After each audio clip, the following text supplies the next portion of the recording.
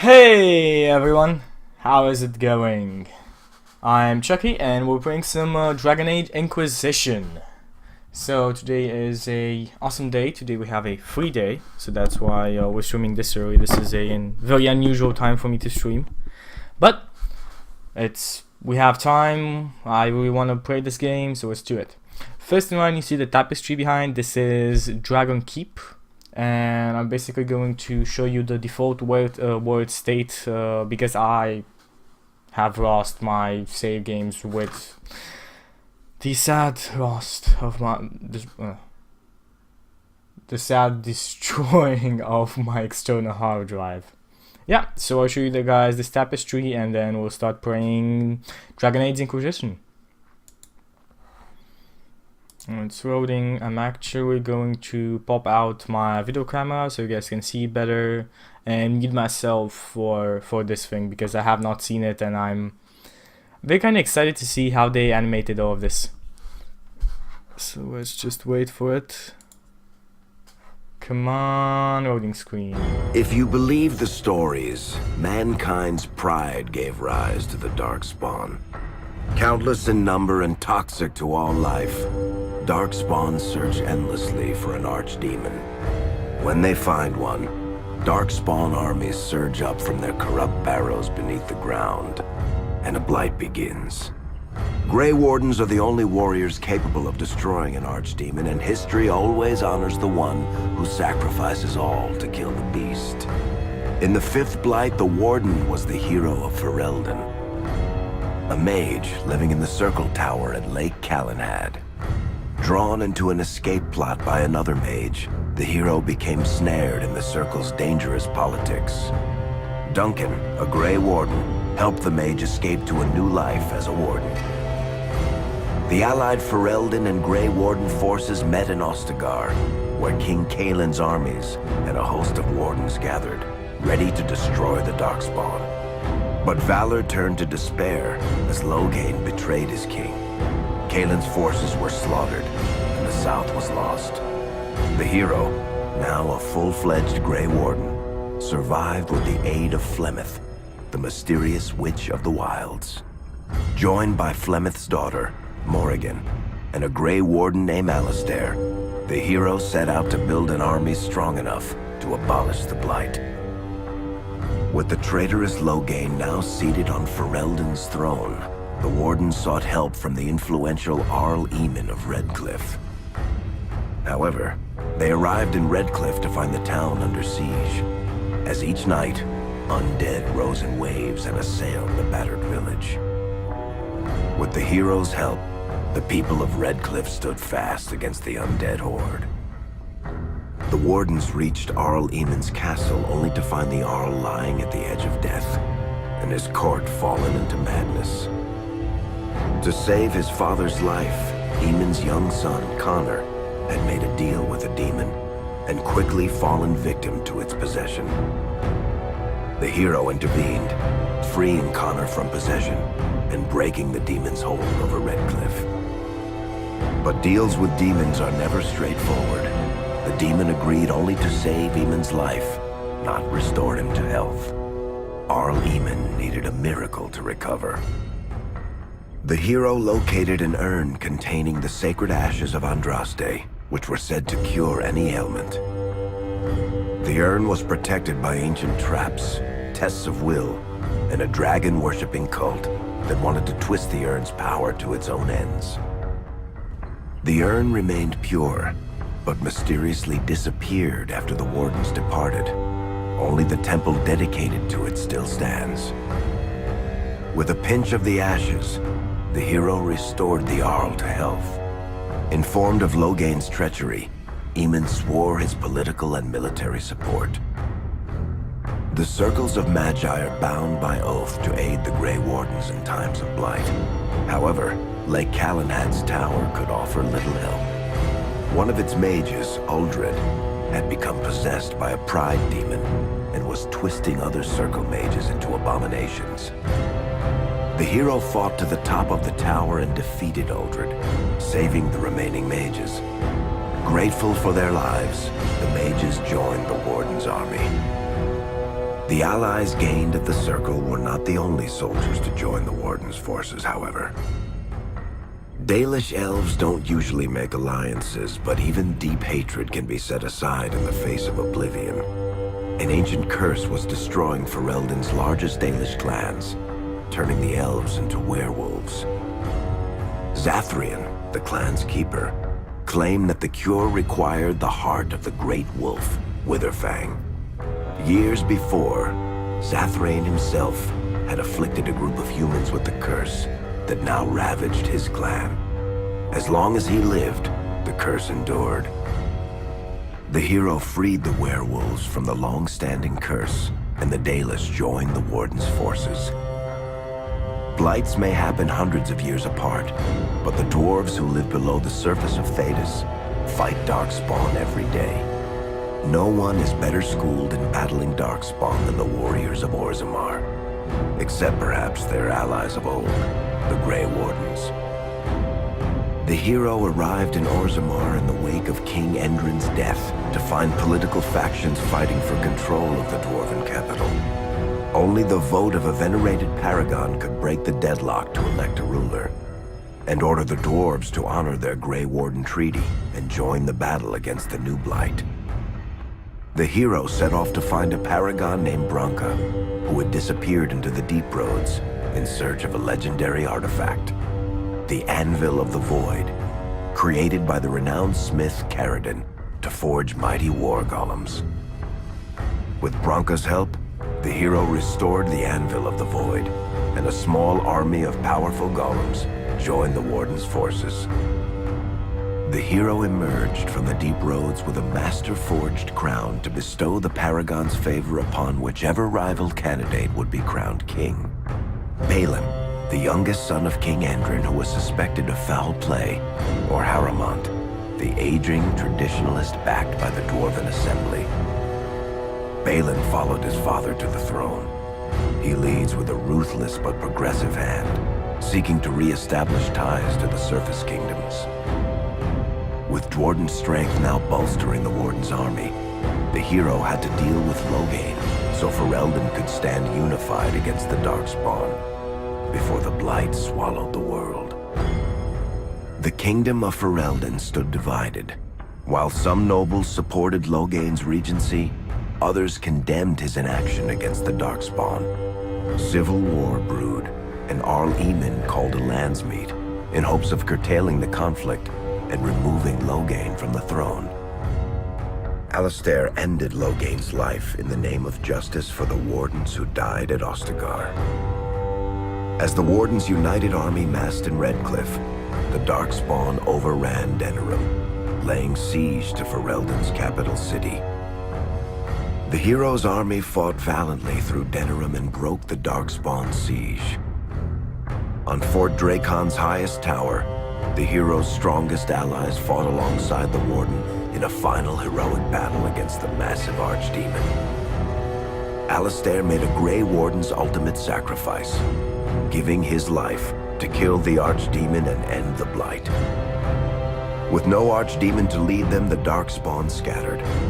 Most fled underground, still teeming in number and always seeking a new Archdemon to awaken. The shattered kingdom of Ferelden embarked on a long journey to recovery. In the Blight's aftermath, strong leadership was crucial. Honora MacTyr, daughter of Terran Loghain and widow of King Kaelin, assumed the throne of Ferelden after the Fifth Blight was ended. Ferelden still stands, as obstinate and resolute as the Dog Lords ever are, but the events of the Fifth Blight loom over it as the nation rebuilds. For people across Thedas, legends of the hero of Ferelden remain the nation's brightest beacons of hope during its darkest times. It all began in Kirkwall, the fall of Knight Commander Meredith, the Kunari Uprising, and of course, the Chantry's destruction and the onset of Mage Rebellion. One person always stood amidst the swirling chaos: Hawke, the champion of Kirkwall. The Hawke family fled Lothering, refugees from the Blight. Leandra, mother of the champion, and siblings Bethany and Carver hoped to find refuge at her family's estate in Kirkwall, far to the north. While Hawke had no magical abilities, the champion was at the heart of events that ultimately led to the Mage Rebellion. The Hawks escaped the Blight with the help of Aveline Valen, a warrior and family friend. It's said that the family was also aided by Flemeth, the notorious Witch of the Wilds. Hawke's brother, Carver, never reached the Free Marches. He was killed by Darkspawn while protecting his family. The family's first years in Kirkwall were difficult. Leandra's brother Gamlin had lost the family fortune. The Hawks lived in poverty, forced to indenture themselves in return for entrance to the city. To pay off the debt, Hawke was forced to work for a band of mercenaries. All the while, Hawke and Bethany did their best to hide Bethany's magic from the Templars.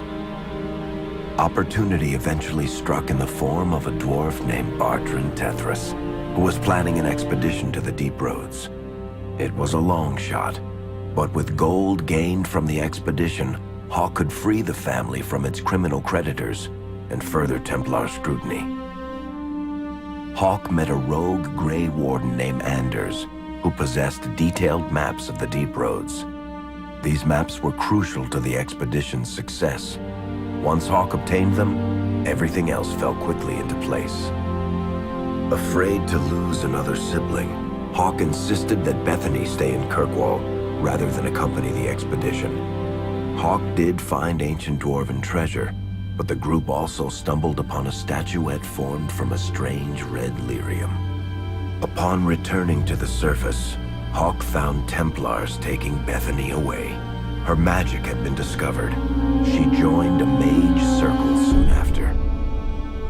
The gold Hawke recovered from the Deep Roads brought back Leandra's stately childhood home in Hightown.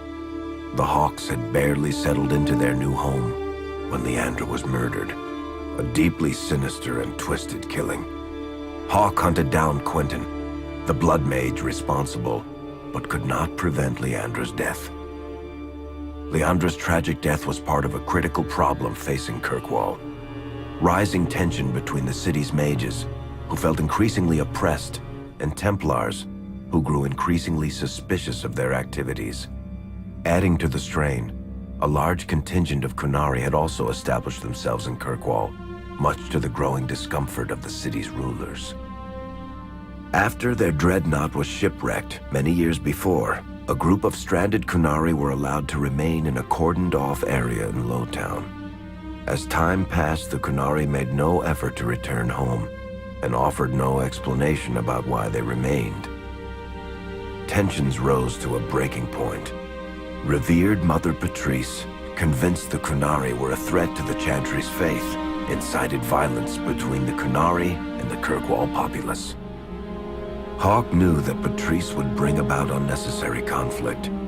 Though the champion tried to stop her, Patrice orchestrated the murder of Seamus Dumar, a Viscount's son and a recent convert to the Qun. When her crime was discovered, a Qunari assassin killed her. After Seamus was murdered, the Arishok of the Qunari group lost patience with the humans of Kirkwall.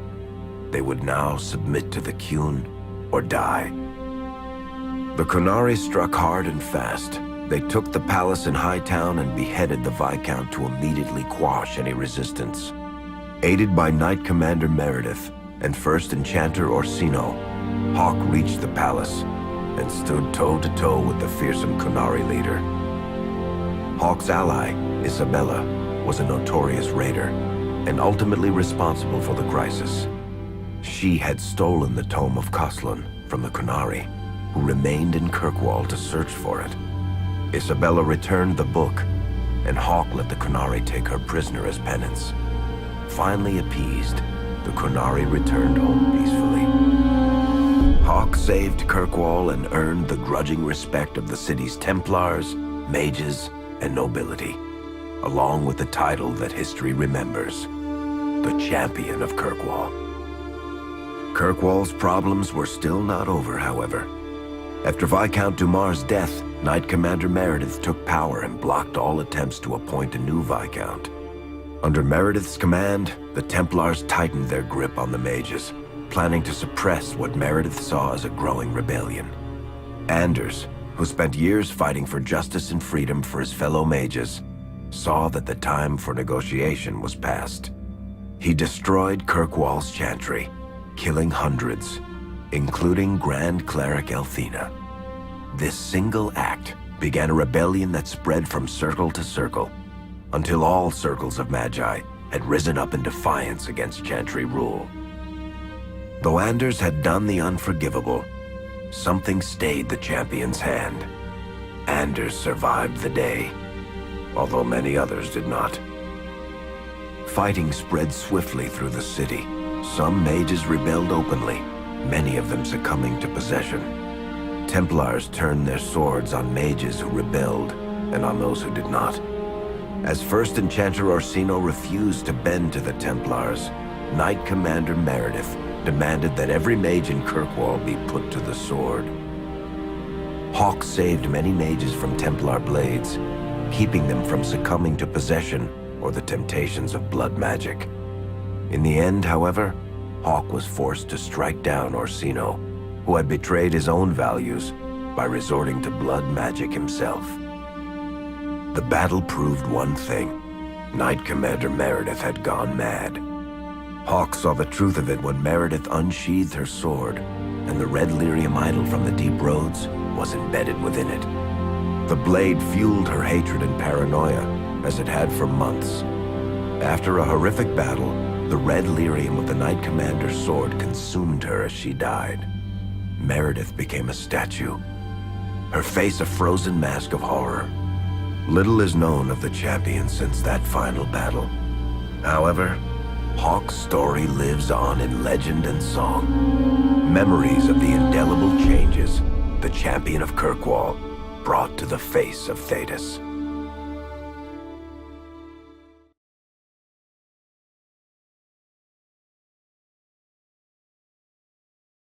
The Mage Rebellion in Kirkwall was felt throughout Thedas, the news spreading like wildfire. The Templars clamped down in response, but each new restriction only made things worse. Led by Grand Enchanter Fiona, the mages voted for independence. The Circle of Magi would govern itself, without the Chantry and especially without the Templars. The result was cataclysmic. 2 circles were destroyed. Those within killed to the last mage, before the rest fled into the wilderness. Perhaps the mighty Empire of Orlais could have intervened in the war before it began, but that was not to be. Grand Duke Espard began a deadly civil war against Empress Celine, vying for the Orlesian throne. The mages were offered safe haven in neighboring Ferelden, but the Templars followed, and so their battle spread across all of Thedas. As head of the Chantry, Divine Justinia ordered the Templars to stand down. They refused, declaring their own independence. Thus, the war began in earnest. Templars hunting mages, mages fighting Templars. Their clashes wreaked untold destruction.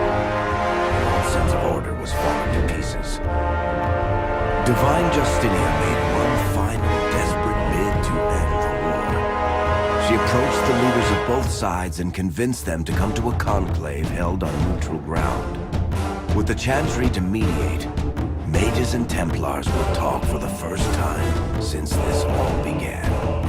It is our last, and perhaps our only, chance for peace.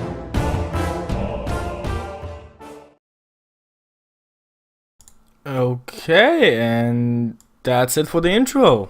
That was a very well done intro. I'm really impressed. I'm really impressed. That was awesome. Okay, so let's open up the game and play Dragon Age Inquisition. So that's gonna be...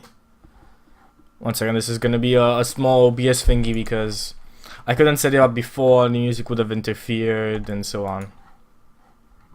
Just give me 1 second and I'll set up for all of you to see.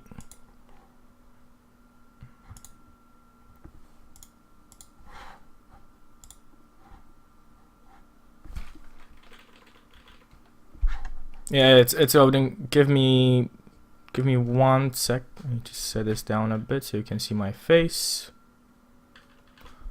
No, that should be it. That should be good. Let's go! Dragon Age Origins. Dragon Age Inquisition.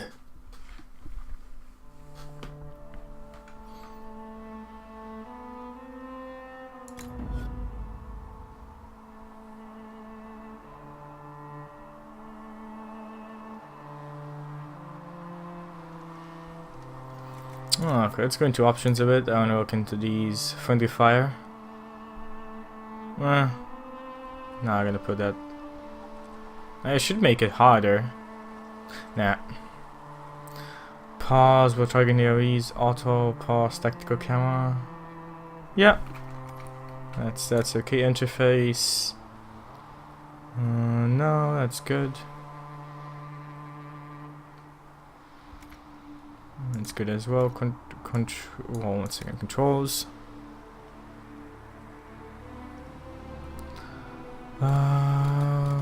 This is good. See audio. Yes. Conversation and ambient. Let's leave it as that.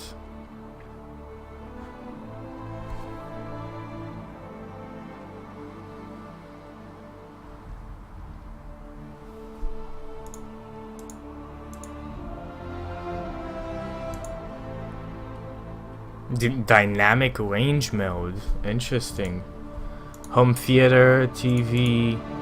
This home theater, I think home theater means like this is the loudest one. Well, I have no idea what this means. I would go for headphones, but I'm not gonna change it. Just so I don't fuck up anything. Yeah, just leave it at automatic. The automatic usually is good. It's enough. Usually it's pretty high. Yeah. It's pretty high. Should be okay.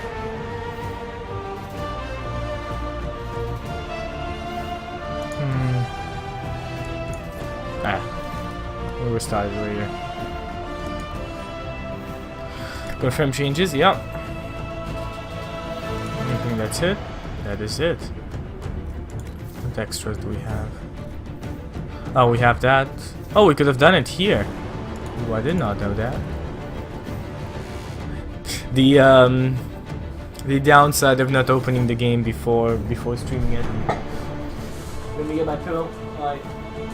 I started to hold my streaming pillow because this chair doesn't have anything to keep your back straight.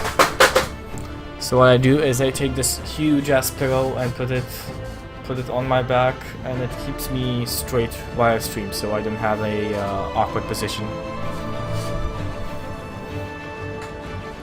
By the way, how is the sound, guys, in chat? How does the sound do? Is my voice above the sound? Can you understand me? Is the sound too loud or is it too low? My audio levels are good, but audio levels on OBS are never always that accurate. New game. Oh shit. So. Elf, Dwarf, Kunari, so you can choose all of them. Awesome. Game is LOL. Good, good. So, female or male? Female or male? I'm gonna roll dice. So, on a 1 to 10, we have a male. On a 10 above, it's gonna be a female. 13. We're gonna play a female. Yeah, we're gonna play a female. I usually play females in games like this, like Mass Effect. The first Dragon Age Origins, well, no, the second one. Sorry, the first one was a male. The second one was a female. I usually play females on these games. It's just more interesting. Ooh, the Kunai female look very hot and bulky at the same time. Yeah, see, Parkers, you're the same thing. If you count the two as a female. So let's see, humans are the most numerous and popular race. They are also the most divided politically and seem to first in conflict. Human characteristics receive a bonus ability point at the start of the game. Okay. Elves are historically oppressed people, distinguishable by their rift frames and pointed ears. They will most survive in the poorest fringes of human cities. Others live as nomads. 25 to range defense. Dwarves are short, stocky. 10% physical damage resistance. I think I'm gonna go elf. I know, I feel like elves are more interesting.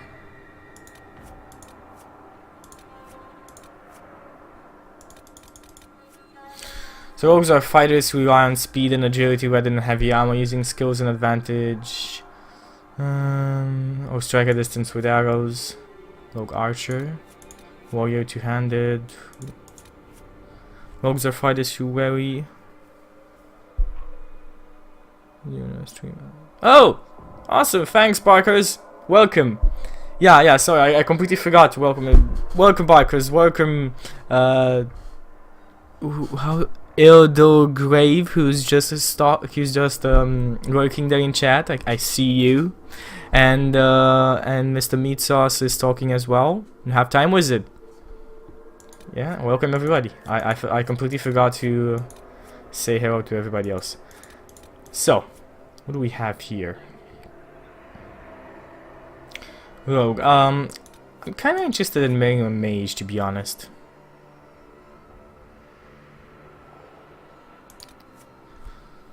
Around the speed. It's either between a mage or the rogue archer.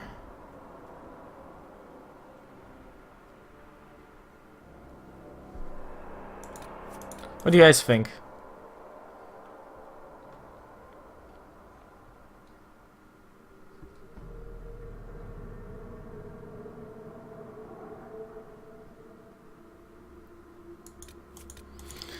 So, the only reason I would play Rogue is because I can take a more neutral side to all the events. From what I get, the Inquisition storyline is the fact that it's the Templars versus the Mages. And I think we're gonna be like the main character there to see how this whole thing is gonna be resolved. That's why I'm kinda interested in playing out, just so I can take a more neutral approach to all of this. Let's look at the warrior a bit as well. Front right combat and able to withstand incredible punishment in heavy armor. Warrior was good as well. I enjoyed playing a warrior in the second game. Well, the second game was not that good, but still. Yeah, the Templars are big jizz, but not all of them. Not all of them. There are many settings in which this subject is evolved. Like, for example, if you read Dragonlance, the surrounding knights kind of feel like the same way at the beginning. There's always, in these honor and glory knighthoods, there's always this happening, this particular extremist to either of the sides. So I'd say that even if a lot of the Templars are jerks, that doesn't define them as an organization. The core things that they have are still good. Well, I'm not really sure how they did in Inquisition, but that's how it felt.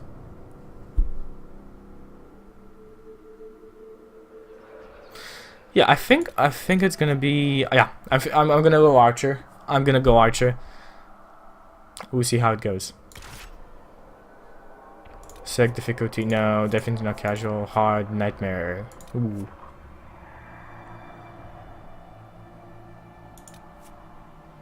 No. Hard. We're not gonna go for nightmare because there's no way we can take it. But we are going to go hard. This is not gonna be easy playing a rogue on hard. This is not gonna be easy. Let's do it. Enslaved Longbow are humans, not elves, still live as a second-class citizen within the human cities. Elves who reject this life are known as the Dalish, nomadic wanderers who strive to keep the ancient elven religion and traditions alive. You were raised in the wilderness to be a hunter, relied upon by the Raven clan for food and protection. The clan wandered the northern pre-marches and had little need to interact with humans. Hey, Space Mayu! Welcome to chat. How's it going? Seriously? People are not interested in playing rogues at all? Until the Crown's Keepers sent you to the Chantry's Conclave as a spy. What happened there, she said, would impact not only the daggers, but indeed all elves. She could not have known how right she was. Interesting. None of them were interested in playing a rogue? I don't know, I feel like Lords of the Fallen, everything. Rogue is kind of the harder path. Oh, good luck with that, Space Mayu. Good luck with that. I hope you're going there because that's your job and not because you need to go there, like, you know what I mean. Hope it's a job. Again, I hope it's not you that needs to stand in...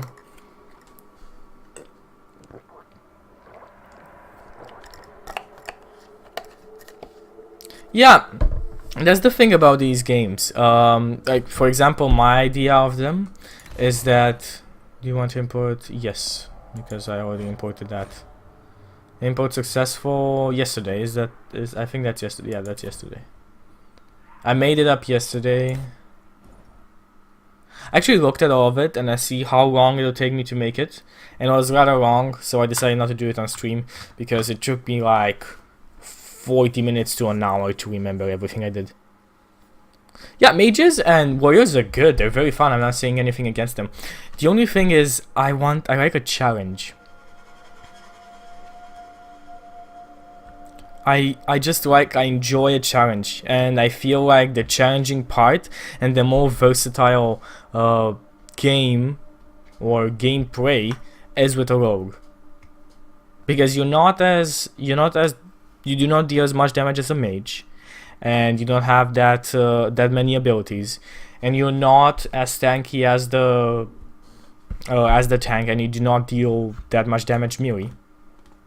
I would say the rogue is just the challenging class, to see how tactically to deploy him so that he does his maximum amount of damage while still doing combat, because you're not going to finish something off with the first hit. You're going to need to, throughout the game, think in a tactical manner. Okay, I'm going to shut up now. See you later, Space Bye.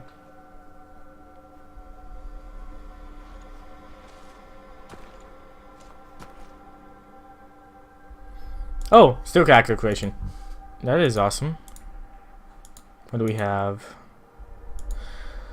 So we have her. I don't know, this is kind of generic. I don't like this, to be honest. No. I like 3 a bit. No. 5 is good. 3 or 5.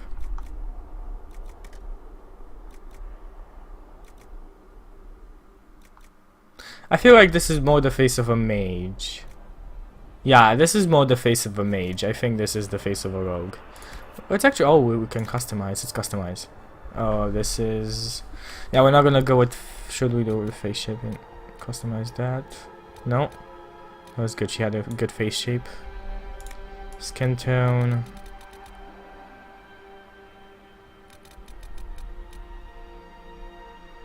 She's gonna be darker skin tone or whiter skin tone? I'm gonna go for a whiter one. This. Complexion. Let's see, what do we have?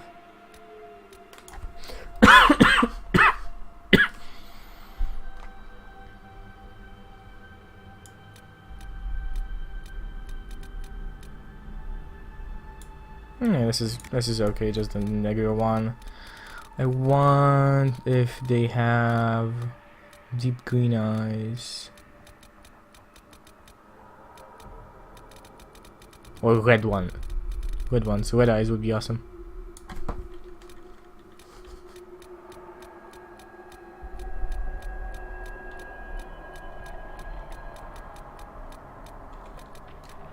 Yeah. These are good. I want those eyes.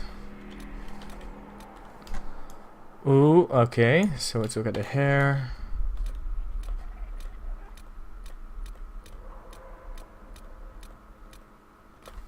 I do not like how she looks from a profile. Look at that. That is not a nice profile. Well, let's choose a good horror. Not a good hair. How much is this going to cost me exactly? Hair type, and then we'll worry about that. So those are males.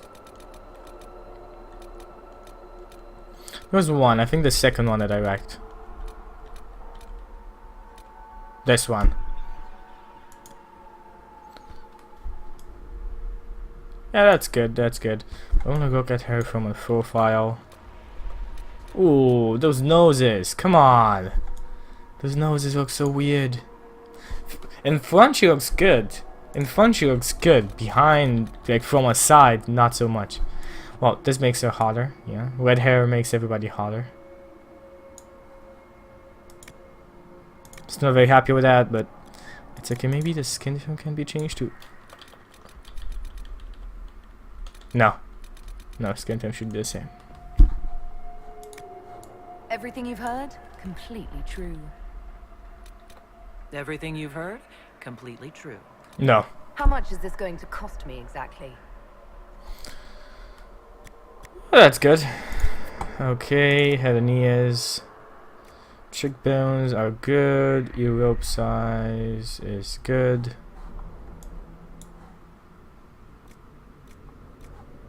I want nose. Yes, yes, please. Please give me a better nose.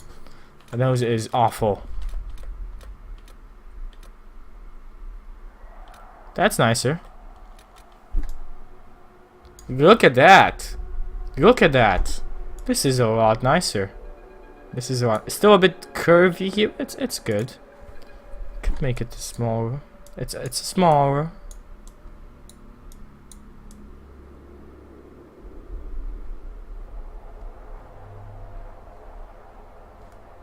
No, let's not. Let's not fuck with that.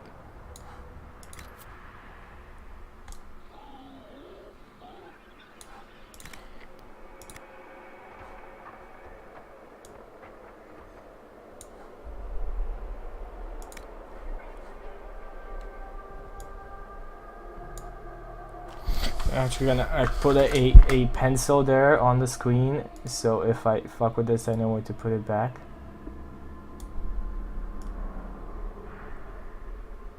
Nope.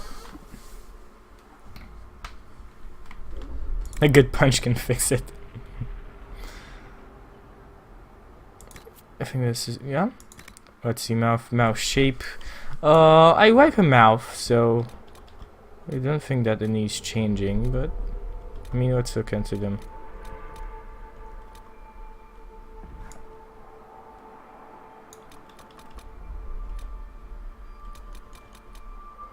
Oh, this is better. This is better. She looks a lot better right now. I'm still iffy about her nose, but she looks a lot better.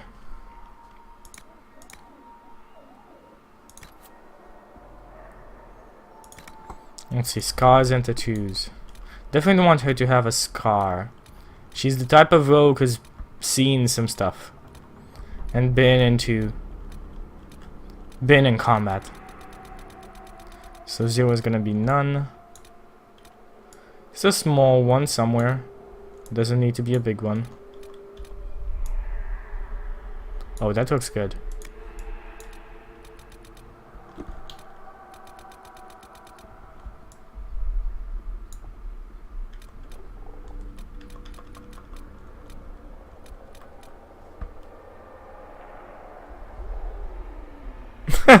Throw enough money at the screen. That's good. I think that's good. We're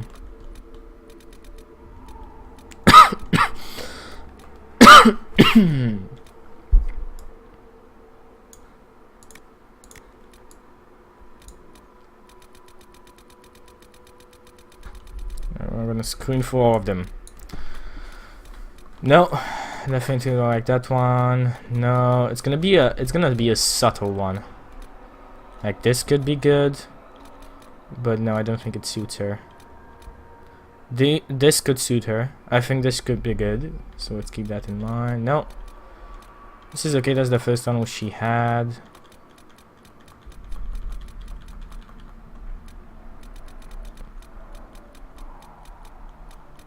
Yeah, I'm gonna go for the eye one. What do you guys think? I think this is a good tattoo. This is a good tattoo for a role. I think it looks good. Makeup! I have no idea how to do this. I don't think I wanna.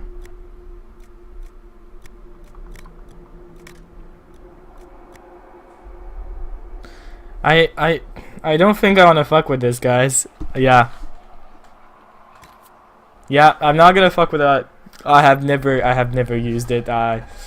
Not even when my girlfriend tried to teach me, I have no idea how to use it. Name your character. So, because she's a female, what I usually do in games like this, because actually this is one of the first games, this is one of the first games I streamed like of this genre. I named him Alice, and that is my girlfriend's name. I usually name them Alice. Alice Shepard in Mass Effect and so on. Whenever I play a female character, that's how it works. I like it. I like it. I do really like how she looks.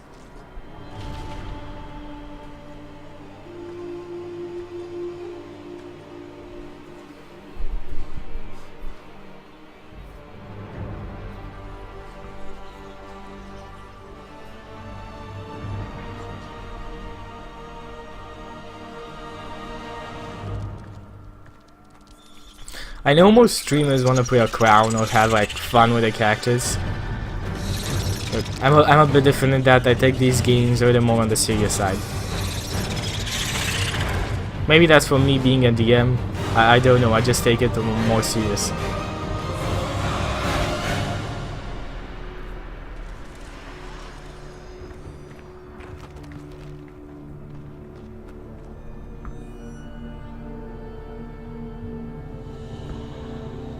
Giant spiders are creepy.